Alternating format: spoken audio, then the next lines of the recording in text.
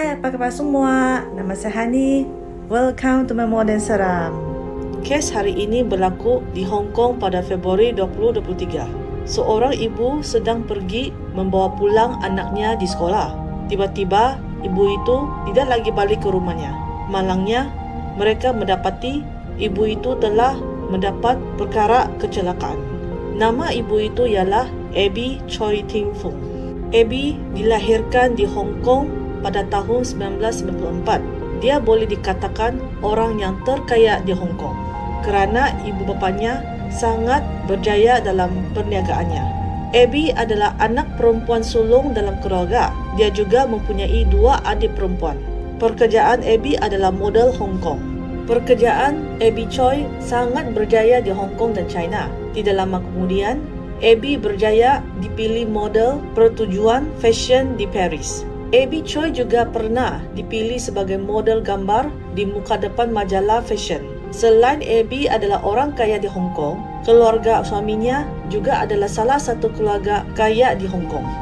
Pada tahun 2016, Abby Choi berkahwin dengan suaminya yang bernama Chris Tan.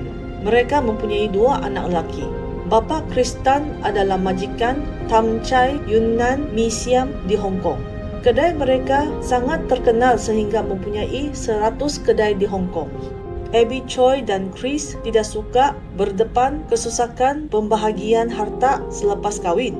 Mereka cuma adakan majlis perkahwinan di Hong Kong, tetapi mereka tidak membuat pendaftaran sijil perkahwinan. Perkahwinan Abby Choi dan Chris boleh dikatakan perkahwinan kedua bagi Abby Choi. Abby Choi berkenalan dengan suami pertamanya semasa Abby berumur 15 tahun. Nama suami pertama ialah Alex Kong. Mereka menjadi sepasang kekasih semasa mereka masih bersekolah. Selepas mereka berdua berumur 18 tahun, mereka terus mendaftar perkahwinan.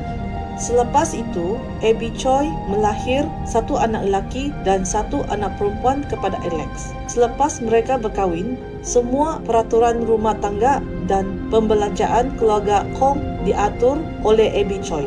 Semasa mereka masih saling mencintai dan berhubungan baik, Alex membujuk Abby mengeluarkan duit sebanyak $1 juta Hong Kong untuk membuka kedai waffle kepadanya. Duka citanya, perniaga kedai waffle Alex tidak mempunyai ramai pelanggan. Lama-lama kemudiannya, kedai waffle terpaksa ditutup. Walaupun perniaga kedai waffle tidak berjaya dapat banyak wang, Abby langsung tidak merasa marah kepada Alex. Sebaliknya, dia mempertahankan kelemahan Alex di hadapan kawan-kawannya dan keluarganya. Selain itu, Abby Choi juga mengeluarkan wangnya menyokong beberapa syarikat abang kepada Alex. Abang Alex bernama Anthony Kong. Sudah tentu, Abby juga pernah memberi wangnya kepada saudara mara Alex dan lain-lain. Akhirnya, Abby dan Alex sentiasa bergaduh kerana perbezaan personaliti dan tidak sama pandangan. Perkahwinan mereka tidak bertahan sehingga 3 tahun lalu bercerai. Hak perjagaan anak-anak diberikan kepada Alex. Walaupun Abby berkahwin lagi kepada suami barunya, mereka juga mempunyai 2 anak juga. Tetapi Alex tetap tidak berhenti minta duit dari Abby. Berikut dari kata-kata orang yang kenal keadaan Alex, Alex tidak mempunyai pekerjaan yang tetap dan serius selama beberapa tahun. Dia sentiasa bergantung Abby bekas isterinya memberi wang kepadanya. Pada tahun 2014, Alex telah melakukan penipuan yang melibat sebanyak $5 juta Hong Kong. Walaupun dia telah ditangkap oleh polis, tetapi dia melarikan diri dan menjadi buruan dari polis. Bagaimana pula dengan abang kepada Alex, Anthony Kong? Selepas Anthony gagal menjalankan syarikatnya, dia menjadi pemandu peribadi kepada Abby. Tugas Anthony ialah memandu kereta mewah membawa Abby ke setiap parti. Walaupun Anthony tidak kaya dan mempunyai banyak hutang, dia sering berlagak kaya seperti mempamerkan kereta mewah, jam tangan mahal, tinggal bilik hotel yang mewah dan lain-lain. Pada tahun 2019, selepas Abby dan Alex bercerai beberapa tahun lalu, Abby membeli sebuah rumah mewah di Kadoria, Hong Kong. Abby mendaftarkan rumah itu atas nama bapa Alex kerana isu cukai. Dia juga memberi kebenaran pada keluarga Alex dan anak-anak tinggal di rumah barunya. Tidak sangka rumah mewah itu menjadi puncak pergaduhan serius di masa depan. Selepas 4 tahun, iaitu 20-23 tahun, Abby bercadang menjual rumah Candoria dengan harga yang rendah. Cadangan Abby telah dibantah kuat dari keluarga Alex. Abby tidak berputus asa memujuk keluarga Alex dengan berjanji dia akan bersedia memberi rumah sederhana dan juga dia akan teruskan memberi wang saku kepada mereka. Duka citanya, bekas bapa mentuanya, Kong Kau, sangat marah dan terus memberi amaran kepada Abby. Kong Kau berkata jika Abby berani menjual rumah itu, dia tidak akan lepaskannya. Siapakah Kong Kau itu? Kong Kau adalah bekas bapa mentua Abby Choi. Kong Kau pernah berkhidmat sebagai sarjan pensiasatan jenayah dalam pasukan polis. Pada tahun 2005, dia sedang menyelesaikan salah satu kes jenayah. Kong Kau menggunakan alasan mengurus kes jenayah, lalu dia cuba menghubungi mangsa dalam kes itu. Tidak lama kemudian, mangsa wanita itu melaporkan polis bahawa Kong Kau telah merogolnya beberapa kali. Selepas kes rogol telah didedah di semua orang, Kong Kau terpaksa meletakkan jawatan sebagai polis. Balik kepada topik tentang Abby mahu menjual rumahnya. Walaupun nama pemilikan rumah itu didaftarkan atas nama Kong Kau, tetapi Abby hanya perlu mengemukakan bukti pelaburannya kepada mahkamah. Abby boleh mendapatkan kembali hak milik rumah Candoria. Sikap pemalas keluarga Kong menyebabkan mereka selalu tiada pekerjaan yang tetap. Mereka juga tidak memiliki harta dan rumah sendiri. Walaupun mereka merasa marah terhadap keputusan Abby, tetapi mereka juga takut Abby tidak memberi rumah baru jika mereka membuat kemarahan Abby. Tiba-tiba mereka mempunyai pemikiran jahat. Kalau Abby tiada, bukankah rumah itu adalah milik kita? Pada saat itu, mereka mulai membuat rancangan untuk mendapat rumah Candoria itu. Selain itu, Abby tidak mendaftarkan sijil perkahwinan dengan suami barunya. Jika Abby meninggal dunia dan tidak mempunyai wasiat, harta akan dimiliki oleh bekas suaminya Alex dan anak Alex. Keadaan ini menyebabkan keluarga Kong membuat keputusan mutakhmat membunuh Abby. Pada 21 Februari 2023, Abby meninggal rumahnya di Candoria Hill pada hari itu. Dia menaiki keretanya ke sebuah sekolah di Hong Kong Science Park untuk membawa pulang anak perempuannya. Duka citanya, tiada orang lagi menjumpa Abby selepas dia keluar dari rumahnya. Dari laporan polis, semasa kereta Abby tiba di pintu masuk Lion Rock Tunnel, Alex terus masuk ke dalam kereta itu. Abby seperti biasa tidak mencuriga kelakuan Alex. Tidak sangka adik-beradik itu terus memukul Abby sehingga tidak bernafas. Dalam gambaran CCTV, kereta Abby dan kereta Kong Kau yang mempunyai 7 tempat duduk bersama-sama memandu ke sebuah rumah di kampung Long Mei Tai Po. Kampung itu mempunyai gunung di hadapan dan laut di belakangnya. Terdapat juga tapak pelupusan sampah yang besar di sebelahnya. Kong Kau yang pernah menjadi anggota polis, dia pasti tahu ini adalah lokasi yang sesuai membuang badan ke laut. Ia juga boleh dikebumikan di gunung. Malah, ia juga boleh dilupuskan terus di tapak pelupusan sampah. Oleh itu, mereka terlebih dahulu menyewa rumah itu untuk melaksanakan rancangan jahat terhadap Abby. Selepas mereka mengangkat badan Abby ke rumah sewa itu, ketiga-tiga bapa dan anak lelaki itu bekerjasama untuk memecahkan dan memasaknya. Selepas itu, bahagian badan itu diangkat pergi dengan kenderaan. Menurut penduduk kampung berhampiran, mereka terdengar sesuatu di dalam rumah itu pada awal pagi hari itu. Mereka juga terdengar bunyi dentuman dengan tidak berhenti. Selain itu, mereka menyangka bunyi itu adalah pasangan yang bergaduh sahaja. Maka mereka tidak menghubungi polis pada hari itu. Pada tarikh 21 awal pagi, Abby tidak pergi mengambil anaknya. Sudah tentu, Abby tidak pernah pulang ke rumahnya.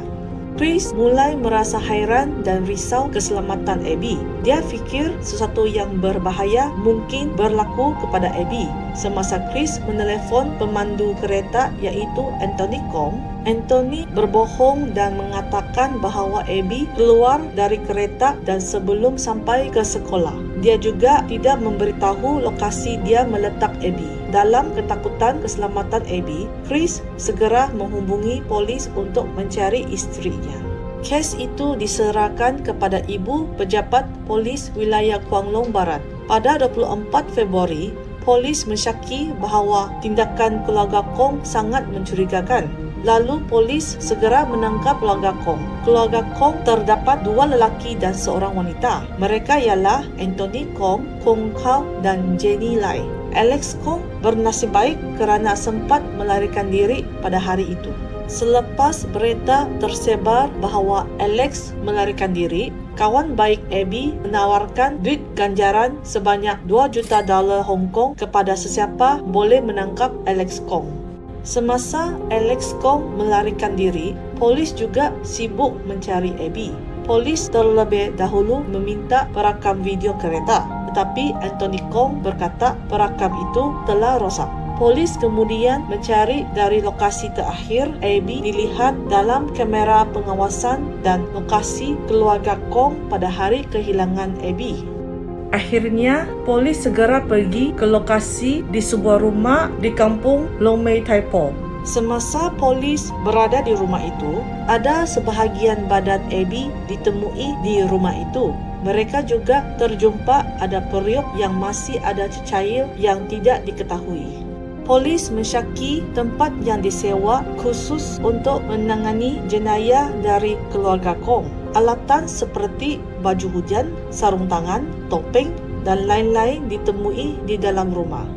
Selain itu, polis juga menemui beg Hermes milik Abby. Dalam beg mengandungi kad pengenalan dan barang keperluan Abby.